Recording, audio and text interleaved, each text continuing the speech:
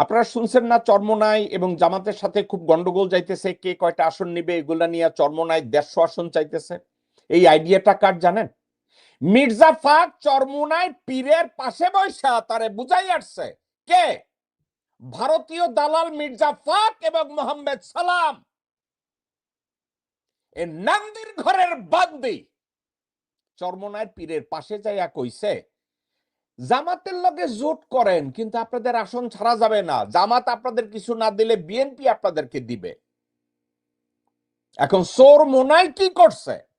সোর মোনাই চিন্তা করছে যে আমরা বিএনপির লগেই যাই। আপনি দেখেন এই সোর মোনাই আর এর মির্জা ফাক এবং মোহাম্মদ সালাম নন্দির ঘরের বান্দি দেখেন। আসসালামু আলাইকুম। শুকরিয়া।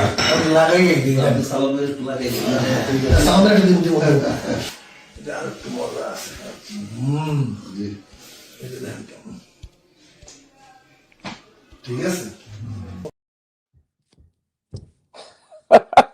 আপনারা কি বুঝলেন? এই সোর মোনাইট সোর একদিকে জামাতের সাথে জোট বাঁধে। এখন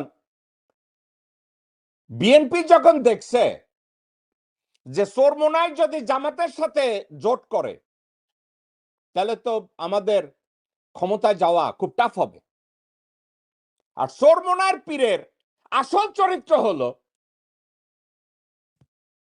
যে তার পকেটে বেশি পয়সা দেয় সে তার কাছে তত প্রিয়। দরকার হইলে হাসিনার বাপেরে আউয়াল দরবেশের বংশধর বানায় দিবে যদি হাসিনা খালি একটু কথা কয় তার সাথে। এই মির্জা ফাক আর নন্দিরগড়ের বান্দি মোহাম্মদ সালাম গেছে না ওইখানে, যাইয়া বুঝাই আইছে তারেক রহমান আপনারে কোলে বসাইব, আপনারে বরিশালের মেয়র বানাইব, দরকার হইলে আপনারে মন্ত্রী বানাইব। দেখছেন খুশিতে কত প্রকার আতর তার হাতে তুলে দেয়, দেখছেন না? এবং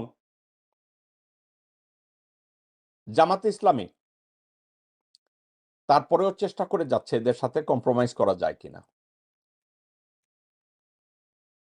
জামাতে ইসলামী ভালো করছে না খারাপ করছে জামাতের রাজনীতি জামাত বুঝে, কিন্তু সাবজেক্টটা কোথায়? তারা বলে না রাজাকার রাজাকার রাজাকার, রাজাকারদের সাথে রাজনীতি করা যাবে না, মৌলবাদের সাথে রাজনীতি করা যাবে না। তো চরমোনাইয়ের ওইখানে আপনারা গেছেন কার বাল ছিঁড়তে? মির্জা ফাক। চরমোনাইয়ের এই মুনাফেক এদের কাছে আপনারা গেছেন কেন? মোহাম্মদ সালাম, আপনাদের দুইজনের নামের পরিবর্তন করেন। আপনাদের এই সালাম আর ফাক এগুলা বাদ দেন। একেবারে ঠান্ডা মাথায় আমি যদি বলি নন্দির ঘরের বান্দি, আপনারা তাই, আপনারা মানসিক ভাবে একেবারে জাস্ট নন্দির ঘরের বান্দি। কারা রইল বোকাপাট, কারা রইল বোকাপাট, ভেঙে ফেল রেল পাট, রক্ত জামার শিকল পুজোর ভাষণ বেদি। ওরে ও তরুণ নিশান, ওরে ও তরুণ নিশান, বাজে তোর গলায় বিশাল ধ্বংস নিশান, প্রাচীর প্রাচীর ভেদি। কারা